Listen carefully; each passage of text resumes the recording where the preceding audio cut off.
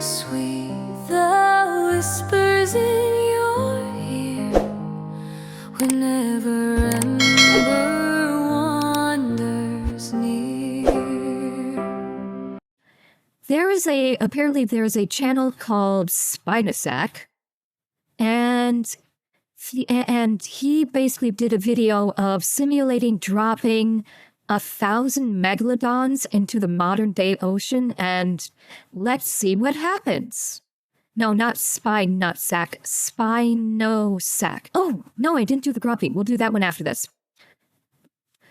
So yeah, we'll look at this. This could be kind of fun.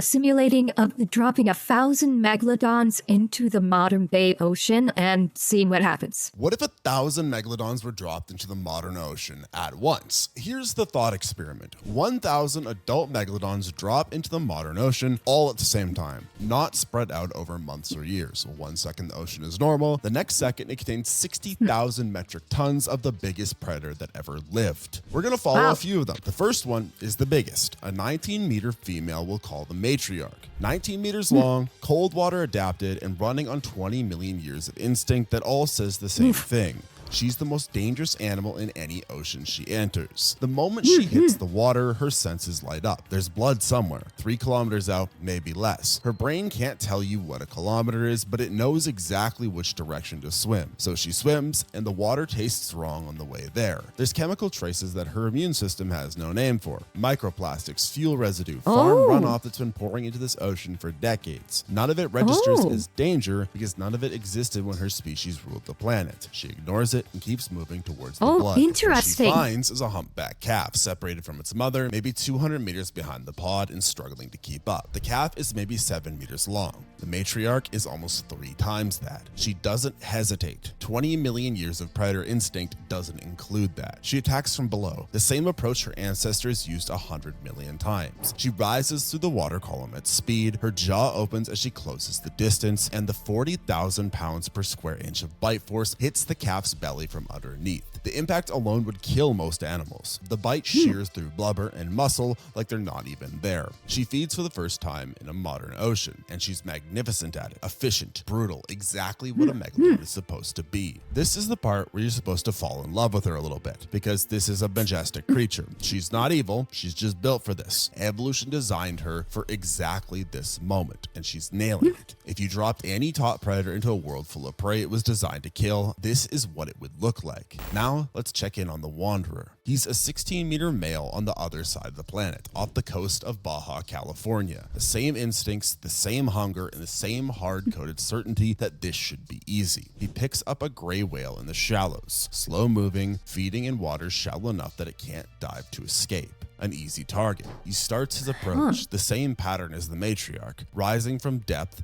building speed, jaw preparing to open. But then the whale changes direction. It's not supposed to do that. The Wanderer has never hunted a gray whale before. None of his species has for 3 million years. But his instincts say that this should work. The whale should keep swimming in a straight line. It should be too slow to react. Instead, the whale heads for shallower water. Water so shallow the Wanderer can't follow without beaching himself. He pulls off the attack and circles back to deeper water. But by the time he finds another angle, the whale is gone. He searches for 3 days. No, that is not an exaggeration. 3 full days of swimming, burning calories he can't afford to lose, finding nothing worth killing. On day 2, he finally picks up another target, a minke whale, smaller than he would like, but at this point he cannot be picky. He starts his approach, and then a container ship cuts across his path. The pressure waves from the hull scatter everything within a kilometer. The engine noise drowns out every heartbeat his senses were tracking, and the minke disappears into the chaos. And by the time the ship passes, the Wanderer is alone in empty water with nothing to show for it. He finally makes a kill on day 5. Another minke whale, smaller than the one that got away. Barely enough calories to break even on what he burned finding it. He eats the whole thing, but it's not enough. It's gonna have to be. Back to the matriarch. She's already found another whale. An easy kill. Same as before, she's thriving. But here is the thing. 1,000 megalodons have hit the water at the same time. The matriarch is eating while the Wanderer almost starved before his first real meal. Across the entire ocean, that ratio is playing out everywhere, with some sharks finding food and a lot of them finding nothing.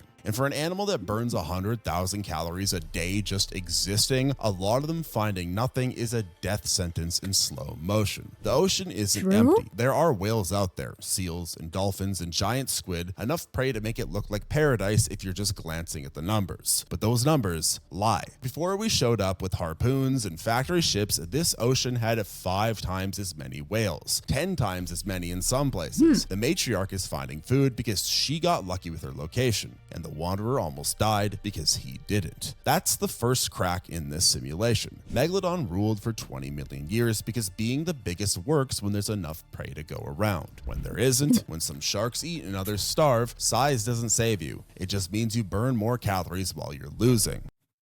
Also, another question is, how many megalodons do you think existed? This is another factor that isn't taken into account. Despite the more plentiful food sources, 100 million years ago, how many megalodons do we think existed in the ocean simultaneously? I don't know if there would have been 1,000 megalodons existing simultaneously in the ocean.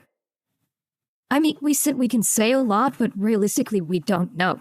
That's the thing. Like, we could say a lot, we can say few, but realistically, we don't know, because to my understanding, there is no scientific evidence that could substantiate a number count of back then years conditions made the megalodon possible to thrive. True, it made it possible for megalodon to thrive, but what was the actual number? Thriving? But thriving, sure. But like, what number? You're thinking tens of thousands, but there were trillions of fish? Well, but do we know? Here's a couple factors that are just like question marks in my mind. I'm not like outright saying, oh no, you're wrong. I'm thinking, it's like, okay, what were their birth rates? How many babies did a female give birth to at one time? How often did the female give birth? Is it the same or is it comparable to modern day sharks? Or were the numbers different, either higher or lower than the modern day sharks?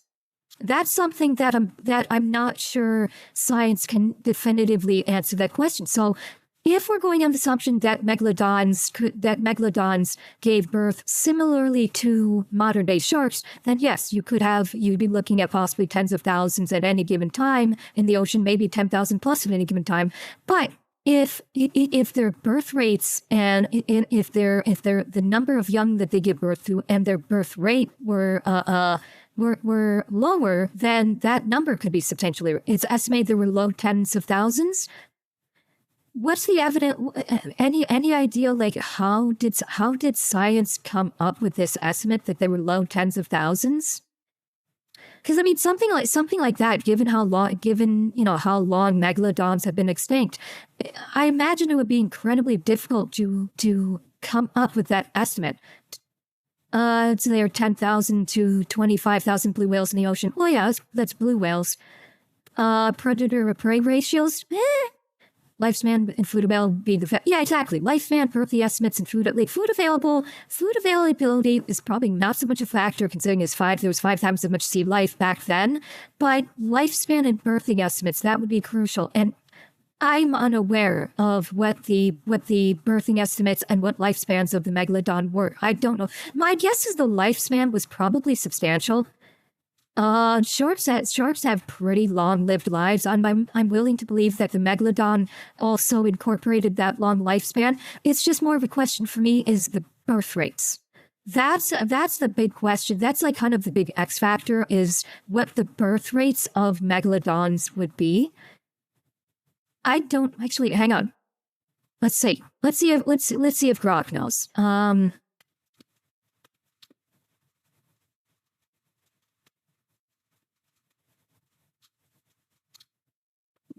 Let's see if Grok knows what the estimated birth rates for megalodons are.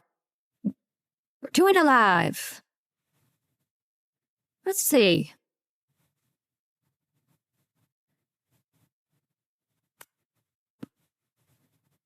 Okay.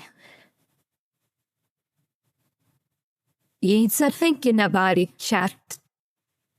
It's a thinking. There are no precise fossil-based estimates, birth rates or litter sizes. There's no pregnant specimen. Scientists infer its reproduction form, its closest living relatives, lambda-form sharks such as great whites, makos, and sand, plus growth band analysis of rare fossils. They were oviviparous, live-bearing. Okay. Bands and 2-man specimen, newborns. Okay. These pups were very large enough. Wait. Okay, so litter size. Okay, so comparison: great whites, the closest ecological analog, have litter of 2 to 14 pups with gestation of 12 to 18 months and reproduction every 2 to 3 years. Sand tigers, 2 pups. Mako sharks have large litters, often 8 to 18. So they would birth every 2 to 3 years and have anywhere between 2 to 14 pups, typically 5 to 10, with a gestation of at least a year. Okay. So let's see. Okay.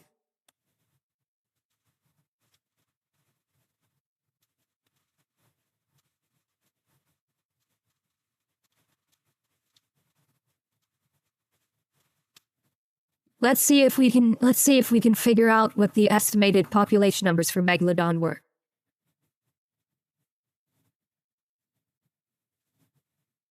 Kind of curious. So, roughly 5 to 10 pups every 3 years, because it's like they'll inseminate every 2 years, and it takes a year for them to birth. There are no reliable numerical estimates. They live, blah, blah, blah. Research instead track relative abundance. Okay.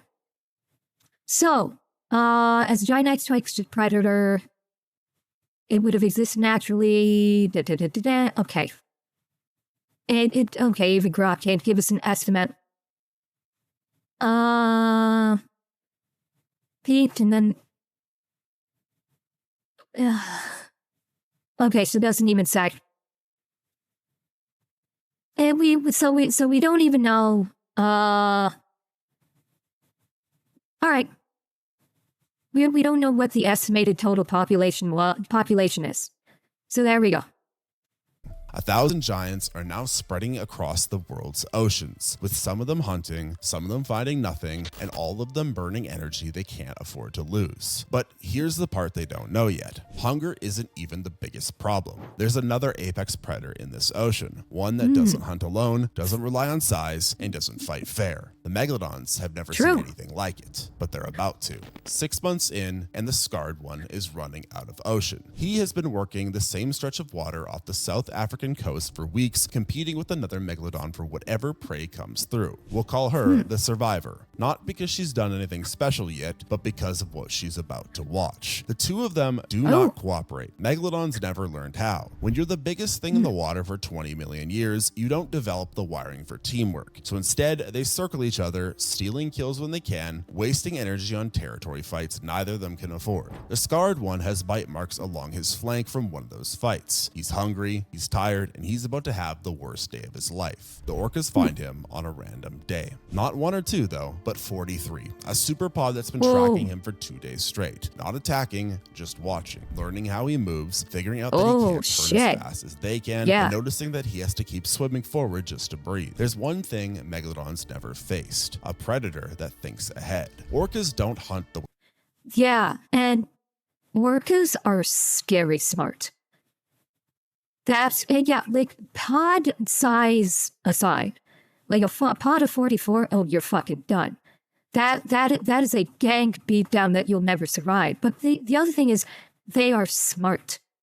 They can use tactics. They will study their prey, like we're hearing here. Yeah, or there's a reason why orcas are fucking scary in the ocean. Way sharks do. They don't ambush from below and hope one big bite ends it. They coordinate and communicate, running their target ragged before taking it apart piece by piece. They've been killing everything from blue whales to great whites for 11 million years, and they've gotten very good at it. The scarred one doesn't know any of this. He just knows something is following him. The fight lasts 11 hours. They don't try to kill him head on. They're smart enough to stay clear of those jaws. Instead, they wear him down. They bite the pectoral fins whenever he slows, go for the gills to mess with his breathing, and force him to the surface over and over, where they can rest and he can only thrash. He fights back. Of course he does. Over the course of those 11 hours, he kills 3 of them, each one a single bite that ends the argument. 3 dead orcas floating behind him, but 40 still circling. By hour 8, he's slowing down, and by hour 10, he can barely keep moving. Sometime just after sunset, the scarred one, which is 16 meters of shark and 50 tons of muscle and teeth, stops swimming. When a shark stops swimming, it stops breathing. No forward motion means no water over the gills. The orcas didn't even need a killing blow. They just had to wait. The survivor watches the whole thing from 200 meters out. She doesn't help. She can't. She has no idea how. Fighting together was never part of the programming. That worked fine when megalodons were the only threat worth worrying about. It doesn't work when the threat hunts in packs of 40. She circles the area for 3 more days, watching the orcas feed on what's left. Then she turns south alone. Meanwhile, 8,000 kilometers away, the matriarch is now starving to death. She's in the Southern Ocean, the richest waters on Earth, where thousands of whales gather to feed on krill blooms that stretch for miles. This should be the best hunting ground on the planet. She hasn't made a kill in 3 weeks, though. The whales figured her out. That's what nobody tells you about prey animals. They learn. 3 weeks of a 19-meter predator working these waters, and the survivors caught on. They dive deeper now, travel in tighter pods, and scatter the moment they feel pressure waves from something her size. The matriarch burns 100,000 calories a day, whether she eats or not. The warm blood that makes her deadly is also a furnace that never shuts off, and furnaces need fuel. Without it, her body starts breaking down its own muscle for energy. She finds a dead sperm whale drifting near the surface, leftovers from an orca kill, picked over but not empty. She feeds on what's left, but scavenging doesn't work the way hunting does. The calories aren't enough, and the math just isn't closing the gap. She loses mass, and her swimming slows. The cold water she was built to handle gets harder to handle because staying warm costs energy that she doesn't have anymore. We lose her somewhere off the Antarctic Peninsula, about a month after the scarred one went down. Not to a predator, not to a fight, but just the engine that made her the largest shark in the ocean just ran out of gas. The biggest of the 1,000 is gone. 2 deaths tell you everything about the other 998. The scarred one had size, strength, and the most powerful jaws of any animal that ever lived. None of it mattered against 40 enemies working together. The matriarch had the perfect body and perfect instincts for exactly one job. None of it mattered when the prey stopped showing up. Size wins when you're the only giant. Intelligence wins when giants can be worn down. And power means nothing when there's nothing left to kill. 6 more months in, and the starting count is already dropping. Not from big dramatic showdowns, but just from math. From orcapods figuring out a new trick, from whales learning to disappear, from an ocean that simply cannot support 1,000 massive furnaces, no matter how perfectly those furnaces were designed. The Wanderer is still out there somewhere. He found deep water and sperm whales, and somehow he's making it work. The survivor is pushing south, alone, hoping to find the same rhythm before her calories run out. Some of them are adapting. Some of them are finding ways to survive in an ocean that wasn't built for them. But the long game is much, much worse than the short game, and humans haven't even started paying attention yet. The Wanderer figured out something. And this is every species. By the way, hello, Lord Rexworth. Thank you for the raid. Welcome in. Hope you had a lovely stream today. You actually missed a very interesting video about what would happen if 1,000 megalodons suddenly got dropped into our planet's waters. It's actually quite fascinating. And what he was just saying is true. Like, he's basically talking evolution. It is what this part of the video right here, where he's talking about the Wanderer and the Survivor, is effectively referring to almost evolution, where animals, when they... No, actually, doomsday scenario, you'd be surprised. According to according to the numbers that this guy was protesting, is that they actually wouldn't do well. There's not enough food to survive, and their caloric output is far exceeding their caloric intake of what they're available. Plus their prey animals are learning their tactics and are able to avoid the megalodon in ways that their ancient brethren were not able to. So they wouldn't do well. Like some might survive. Yeah, the problem solves itself. I'm thinking not exactly. Because here's what I'm thinking. is you're going to lose a lot of them. A lot of these megalodons probably won't survive because of the reasons that have been laid out in this video. My suspicion, which may or may not happen later in this video, is the megs will learn. They're not all going to die. There are going to be survivors that will learn how to adapt to this new modern day oceanic environment. They will have pups, they will have litters that they will train. They will teach their pups how to survive and how to hunt in these modern day waters that did not exist, 100 million years ago. And so they will adapt and they will survive. And yes, Tanashi, I'm going to quote you. Life finds a way. And so, and that's the scary part, is if you get enough megs that figure it out. They didn't fight away the first time. I mean, true. Is there a determining cause of why megs went extinct? Because I'm wondering if the determining cause of why megs went extinct is because of basically the meteor that killed the dinosaurs, which basically eradicated all life, and the megs lost it. The ice ages, the megs might have been cut off from their food supply, so that is not the same as here. It's the ocean fauna became smaller and less plentiful. Yeah. So what I'm thinking is what this may result in is this might result in the few megs that are able to survive, that they will adapt their hunting strategies. They will breed pups that they will teach these new hunting strategies. And I think there's also going to be a biological component. I think biologically, through evolution, if they're able to survive enough, the meg's physiology will adapt to this new environment. Maybe they might shrink down in size. Maybe they won't burn quite so hot, like where they're talking about burning 100,000 calories. So the megs might get smaller. Their quote unquote furnace won't run quite as hot. If enough of them that can survive, that they can continually breed, I think they'll actually supersede great whites. I don't think that they'll shrink down quite to the size of great white sharks. I would estimate that they probably shrink down to roughly double the size of great whites. I think at that size, their caloric usage versus caloric intake would be far more manageable. So I don't think as small as great whites. I would say double the size of great whites, because megs are probably roughly 3 to 4 times the size of a great white. So I think that the evolved form of the megalodon could potentially be twice the size of a great white. That's just my suspicion.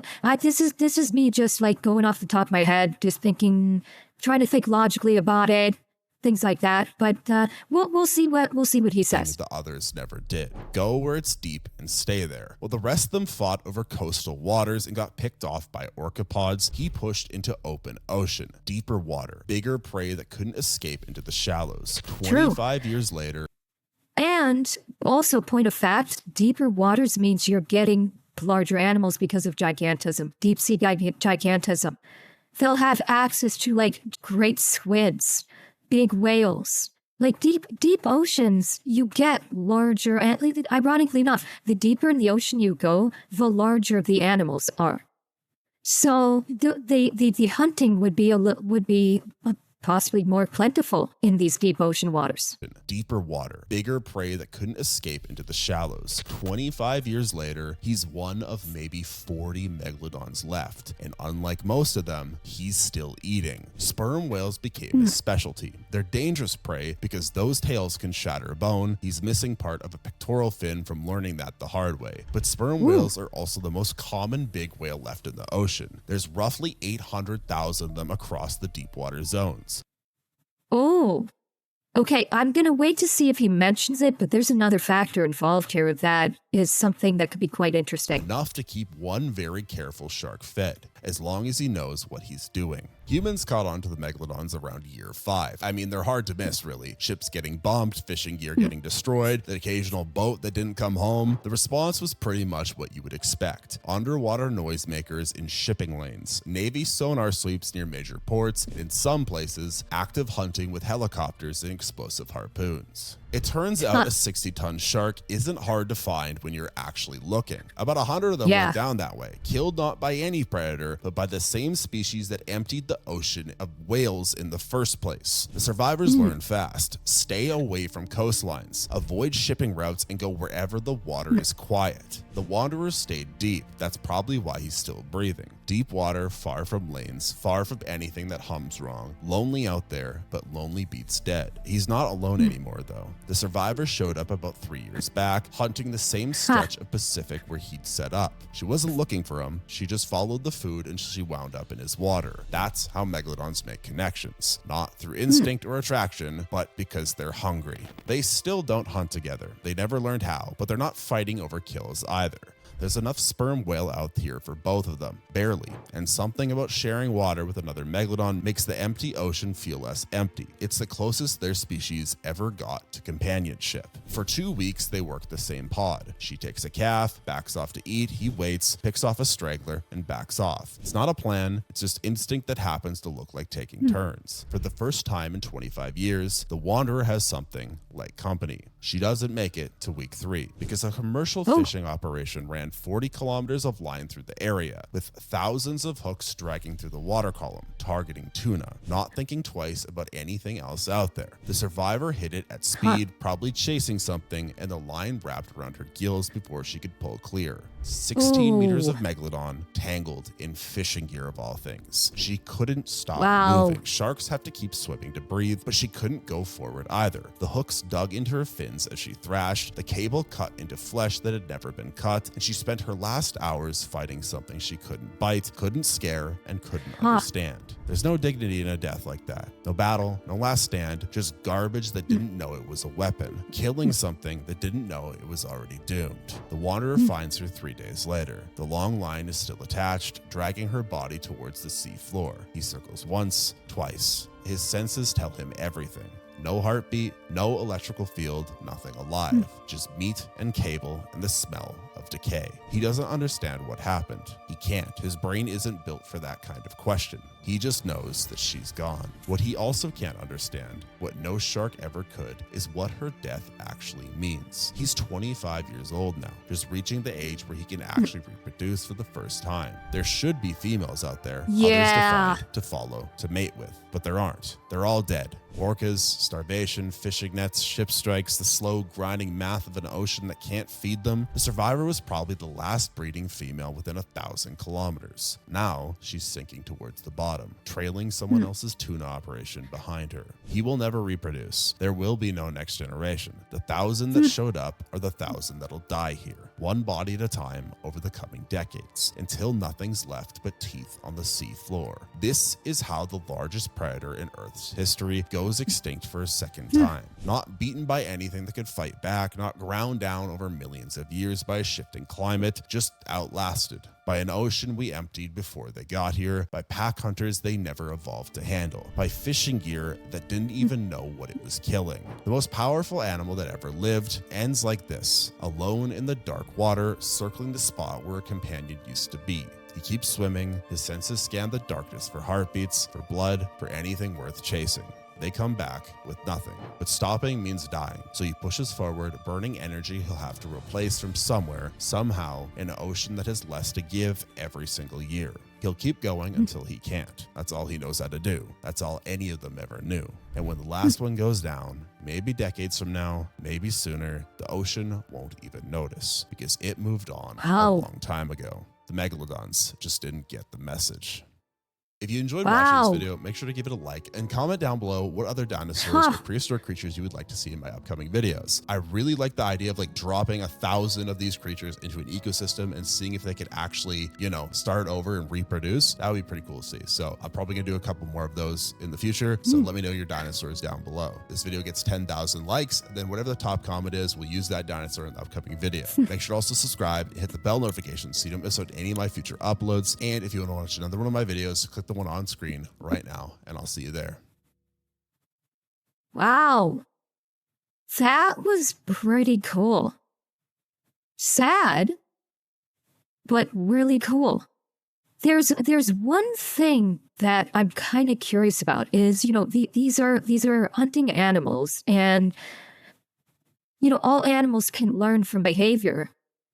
I'm kind of surprised. Maybe if evolution just simply didn't provide them enough time to do this, but I'm a little surprised that there wasn't like an effort to basically start doing a joint hunting.